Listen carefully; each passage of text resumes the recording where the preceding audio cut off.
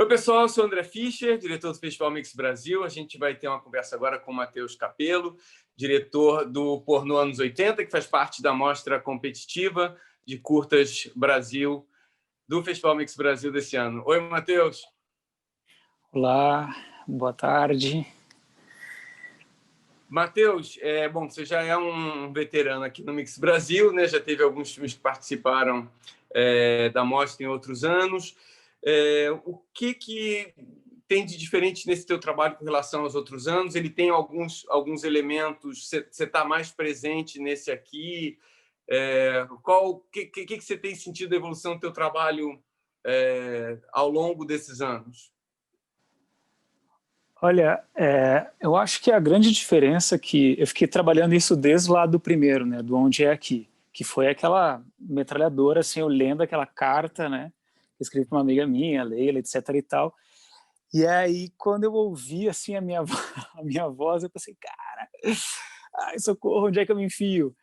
E aí, ali, eu pensei assim, tá, então no próximo eu quero trabalhar com outro, né, que foi o segundo, que foi o Me Leve a Sério, mas Me Traga de Volta.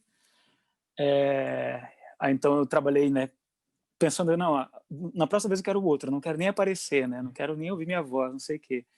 E aí e eu já fiquei pensando um pouco nessa coisa de dar lugar para o silêncio, né, pensar mais nesse sentido, assim, de investigar o silêncio, dar espaço para as coisas. Eu adoro hipóteses, né, eu gosto muito dessa coisa da reflexão em torno de quando ela cria hipóteses, assim, né, ela aponta ou insinua coisas. Eu acho que isso é um processo, me parece quase que natural, assim, né. Tem uma canção que diz: o mar não ensina, insinua.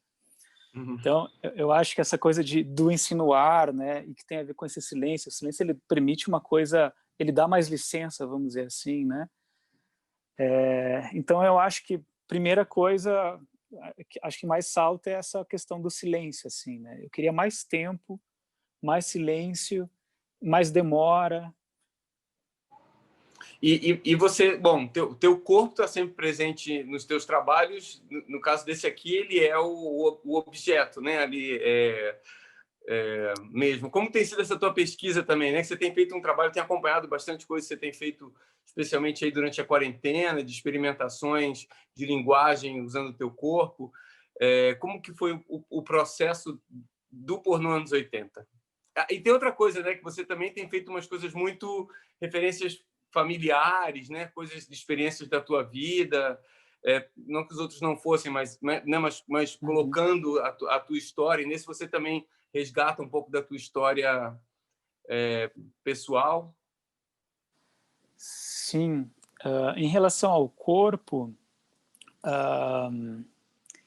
tem duas coisas que eu posso citar ali. Uma que a gente já conversou a gente já teve isso em outras conversas, né? Para mim o processo é uma coisa super importante, assim, né? Eu penso o processo como obra, assim, né? Já é algo que eu consegui sacar nessas provocações, nessas insinuações, né? Porque eu vou meio que fazendo as coisas meio sem saber o que eu estou fazendo, né? Mas eu vou fazendo, assim. Então, por exemplo, esse vídeo eu fiz, ele foi em 2015, Ah, né? Que eu gravei ele, o vídeo que eu usei, né? uhum. Aí ficou lá na geladeira lá dos meus vídeos, né? Porque foi, na época, tem um artista que era um amigo, ele já faleceu, né? É o Mário Ronel, ele tinha feito aquelas máscaras. Aí a gente conversava muito com essa coisa de troca de trabalho. Eu trabalhava com as coisas dele, ele trabalhava com as minhas coisas, né? Essa coisa de referências, eu acho isso muito importante, né? Então, eu pedi para ele emprestado aquelas máscaras, né? E aí eu disse assim, bom, tudo bem, então eu só vou usar as tuas máscaras, né? E nessa questão do corpo, o primeiro trabalho que eu fiz foi chamado Noturnos, que eram projeções de imagens minhas sobre o meu corpo, né? Então, era um corpo desnudo, descoberto, e o que estava projetado em mim eram essas imagens. E a minha intenção com esse trabalho era muito de pensar, primeiro, a questão da imagem, né? De que eu acho que existe uma necessidade da gente aprender a decodificar as imagens, né? A pensar as imagens. Na nossa cultura, a gente acha que imagem é uma coisa meio óbvia, né? A gente olha para uma imagem já, né, nem faz dificilmente se faz uma leitura, né, se vai debruçar para alguma leitura nesse sentido de decodificar a imagem. É quase como se dentro, a gente ainda meio que segue, eu acho que um padrão, né, vamos dizer assim, muito, o pensamento é superior, a alma é superior, e a imagem, a matéria, o corpo, tudo que representa, né, essa coisa mais física é inferior e tanto faz, né? Então, né, nesse trabalho dos noturnos, essa coisa da projeção da sua própria imagem no seu corpo, né, era essa coisa meio que o encontra a ti mesmo, né, encontrar-se a si mesmo, né, ou descobre, ou se descobrir, né, ou, né, torna-te aquilo que és, enfim, todas essas coisas assim tão banais da nossa cultura, né, mas a partir da imagem.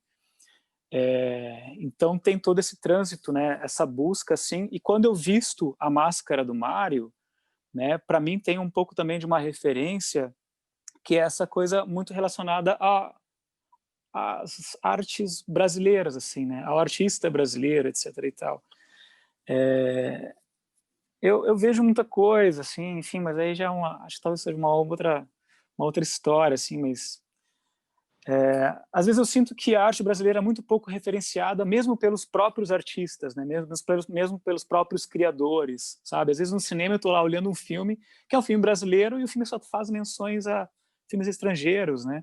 Ou então uma música, o cara compõe uma música, daí ele fala lá de 30 referências dele, as 30 referências, uma é um cara ali que mora aqui perto, né? Então, essa coisa relacionada a, a arte, ou então a arte brasileira, é algo que que sempre permeou. Lá no primeiro curta, né, eu cito algumas pessoas assim que eu acho que são muito importantes, né, como Roberto Gomes, que é um escritor. Nesse segundo, eu trouxe uma canção da Orquestra Binária. Eu também participei do mix, né, com o clipe deles uma vez, da Orquestra Binária, que é lá do Rio, da Cidade de Deus, né? Então, essa questão. Então, quando eu estou ali vestindo essa máscara, e unicamente essa máscara dessa vez, né, é um pouco essa busca do. Tem uma frase de um cara, que agora esqueci quem foi que disse, né, do canta a tua terra e cantarás o universo, né? Essas coisas assim que são tão banais, mas que são tão necessárias a gente redescobrir, sabe? Enfim. Você sabe que eu já comentei aqui em outras ocasiões, a gente ano passado teve um ano que a produção ficou muito pouco sexual, né? Acho que as questões políticas tomaram conta, e esse ano a gente viu, já comentei aqui em outras ocasiões, a gente viu o sexo voltando nas inscrições e filmes já de uma maneira, né, mais despreocupada, vou chamar de despudorada também, nas inscrições, e isso obviamente reflete na programação do festival desse ano. Como que você viu assim, né? Porque eu acho que os teus trabalhos de uma certa maneira sempre usaram essa linguagem, sempre trabalharam. Você notou uma diferença assim de ser mais ouvido, mais visto, mais recentemente do que o período anterior? Teve uma mudança especificamente pelo fato do teu trabalho lidar com a imagem do nu, com falar de sexo? Eu acho que não, sabe? Eu acho que não, né? Porque essa questão do sexo, né? Eu acho que é uma coisa muito... Tá lá no curta, né? Tá no pornô anos 80, né? Eu acho que o sexo ele se torna às vezes tão evidente, né? Porque ainda é uma questão difícil.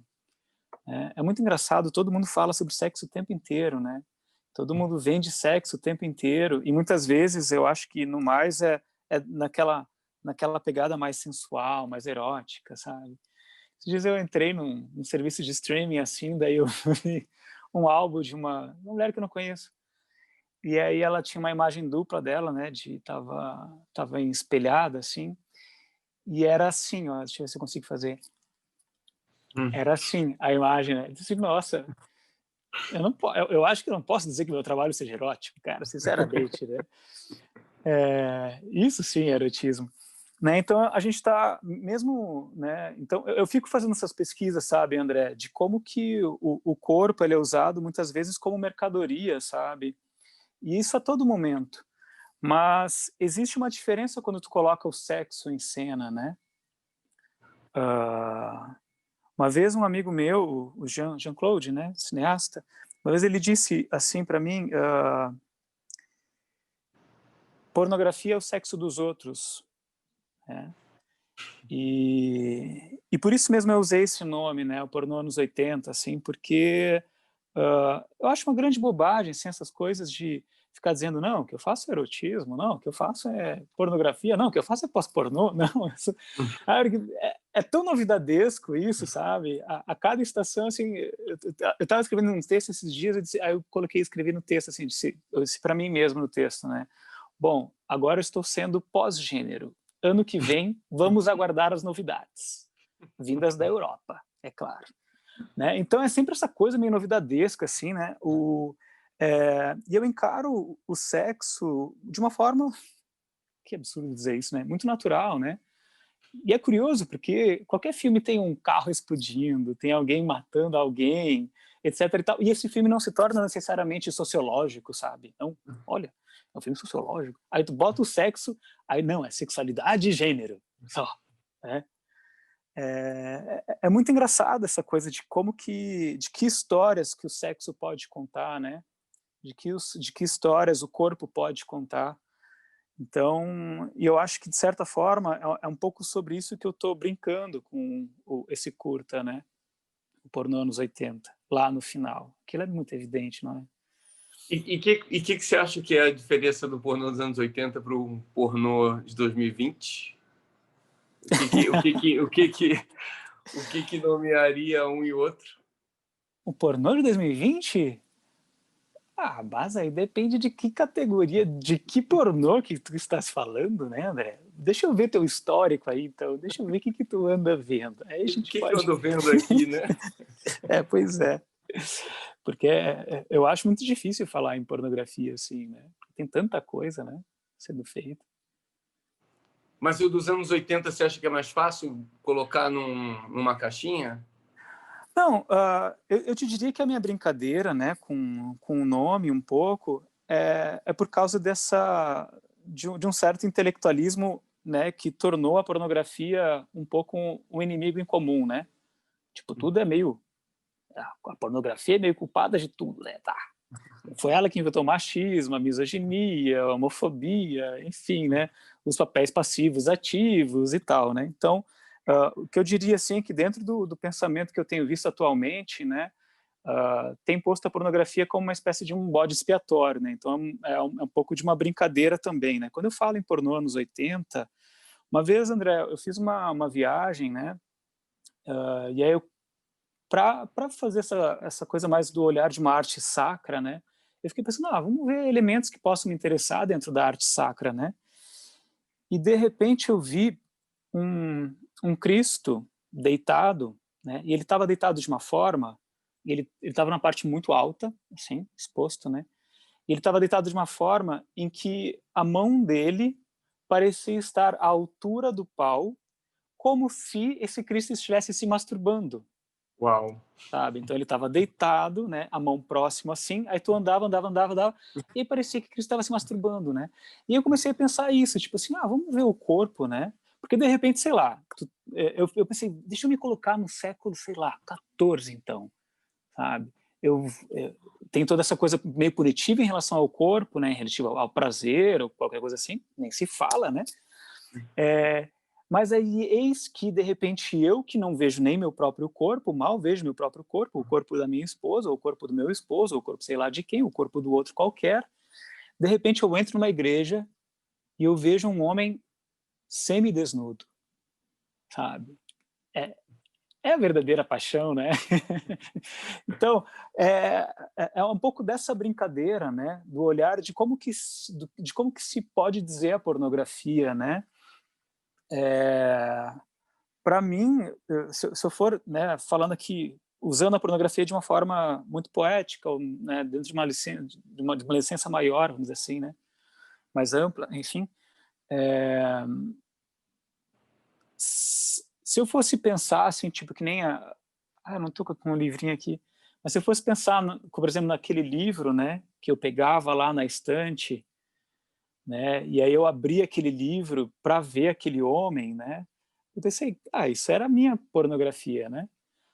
E tem um trecho de um livro do Chico Buarque em que ele diz que pegar um livro da prateleira é um ato muito erótico, né? Porque tu vai ali, mete o dedo assim, enfia e puxa ele, não sei o quê. Então é toda essa brincadeira assim, né? Em torno do pornô anos 80 e também de como que o corpo, né, e de como que esse desejo, né, de se descobrir, ou aliás, de perceber que há um desejo que é diferente e que de repente tu não pode falar sobre esse desejo com os outros, né, e tu tem que guardar ele mesmo de si até conseguir ter armas suficientes, né, para estar forte, vamos dizer assim, né, para colocar ele para fora minimamente, né. Então, e para mim isso caminhou muito ao lado do conhecimento, né. Então, eu realmente me parece que a gente não sabe nada sobre o corpo, sabe? A gente não sabe nada sobre as potencialidades do corpo, né? Mas a minha admiração, né, o meu amor, enfim, né, o meu afeto, ele caminha muito em conjunto com o meu interesse em saber, sabe? Com essa coisa do conhecimento, e por aí vai, né? Matheus, você tem um trabalho também bem forte de experimentação sonora, né? Eu acho que eu vi o Pornô anos 80 na versão ainda sem o som final, mas ele tem muitas experimentações sonoras também, né? Como que você casa essa questão do som no teu trabalho? Pois é, no o caso do som, né, é porque dentro disso, dessas descobertas relacionadas ao corpo, eu poderia te elencar assim, dois fatos aí, então, já que a gente está falando de coisas um pouco, talvez, nesse âmbito do pessoal, né? Vamos dizer assim, do familiar e por aí vai, né? O Pornô dos 80, ele traz isso, como tu tinhas mencionado. Tem dois fatos, assim, o segundo fato que eu poderia te citar é que enquanto instrumentista, enquanto músico, o primeiro instrumento que eu vou tocar é um AG. Quando eu tenho 6 anos, o AG, sabe o que é um AG? Uhum. Não? É aquele instrumento usado na Umbanda, sabe? Que tem Uhum. aquelas miçangas ao redor, assim, Sim. aquelas Uhum. bolinhas, né? E faz aquele Uhum. som, Uhum. né? Aquele foi o primeiro instrumento que eu toquei, junto com um tambor, né? Então, eu entrei num terreiro de Umbanda, a casa a qual eu pertenço até hoje, lá se vão 30 anos, eu entrei e o primeiro lugar em que eu quis ir foi ao lado dos tamboreiros, né? E foi a minha primeira relação com a música. E a relação com a música, né, enquanto músico, né, tá também relacionado a essa questão, né, dessas inteligências espirituais, né, dentro de outras inteligências assim também, né, e corporais, porque tudo é feito dançado, né, e tudo é feito, né, para fazer uma espécie de um chamado, vamos dizer assim, à natureza, né. Tem algumas coisas assim que se refletem no meu trabalho, né, que estão no meu trabalho, que é muito a coisa do e, vamos dizer assim, né, não do ou. Eu não sou um cara dualista, sabe, André? Sabe, do tipo assim, ou é isto ou é aquilo, ou binário, sabe? Eu não sou nem dualista, nem binário, nem nada, assim, né? Isso se reflete de diversas formas. E uma vez, eu estava conversando com uma irmã de santo minha, né? E aí ela me disse assim, mas sabe, Matheus, eu acho que é errado, isso ela me dizendo, né? Eu acho que a gente usa religião, por exemplo, para religiões de matriz africana, ou religiões de Umbanda, ou Candomblé, ou então nação, lá no Rio Grande do Sul também, a gente usa religião, mas é um termo que não é muito correto, entre aspas, para a gente. Porque a gente não tem que se religar a nada, sabe? A gente não está desligado de algo, a gente já está ligado, a gente já faz parte das coisas, né? Ou seja, não tem alguém que nos dá, que nos mostra o caminho e através desse alguém a gente vai chegar numa salvação ou por aí vai, etc. e tal, né? Então, dentro desse sentido, assim, essas inteligências, o que eu estou chamando dessas inteligências, né, dentro das energias, dentro da natureza, e se saber parte disso, né, e se saber que a partir, por exemplo, de um toque de um tambor, tu pode mudar um humor, tu pode mudar um estado, tu pode mudar uma energia, né? Tu pode mudar então um corpo e um encontro com um corpo, né? Isso tá ali, né? E no caso do pornô anos 80, quando eu pego essa coisa do silêncio, né? Eu digo assim, o silêncio para mim é esse corpo sonoro, né? Eu adoraria ver o filme numa sala com vocês né, de cinema, assim, para ver justamente essa relação. E é uma surpresa musical também, né? É óbvio que eu acho que, para mim, tudo é música, sabe? Então, quando eu estou falando contigo, existe um ritmo, existe uma tonalidade, existe uma intencionalidade. De repente, se eu quiser te seduzir, ou se eu quiser te assustar, ou se eu quiser, sabe, te fazer rir, tudo isso sempre exige diferentes humores, diferentes texturas de voz, né? Então, nesse sentido, para mim, a música sempre atua, né? A música está sempre ali. Mesmo quando eu vou fazer edição de alguma coisa, a música é a tônica. E você tem os sons incidentes que você nunca controla também, que acabam fazendo parte das experimentações. Matheus, ótimo conversar com você, muito bacana. Eu queria fazer um convite para todo mundo que está assistindo o papo aqui, acompanhar a mostra competitiva, tanto de longas quanto de curtas, e toda a programação do Mix Brasil. Logo depois aqui você vai ter um link, ou já deve ter aparecido aqui, um link onde você pode votar, porque a mostra competitiva tem um júri, a gente vai conhecer os vencedores no dia 22 de novembro, em diversas categorias de longas e curtas metragens, e o público pode votar também, então você tem um link, acesso a esse link, e você pode votar, e os favoritos do público vão ser conhecidos também no dia 22 de novembro. E acessa a programação da gente no mixbrasil.org.br para ver, além de cinema, teatro, literatura, os Mix Talks, o Lab, dá para assistir bastante coisa. E mesmo depois do festival acabar, no dia 22 de novembro, muito desse conteúdo vai ficar aqui no mixbrasil.org.br.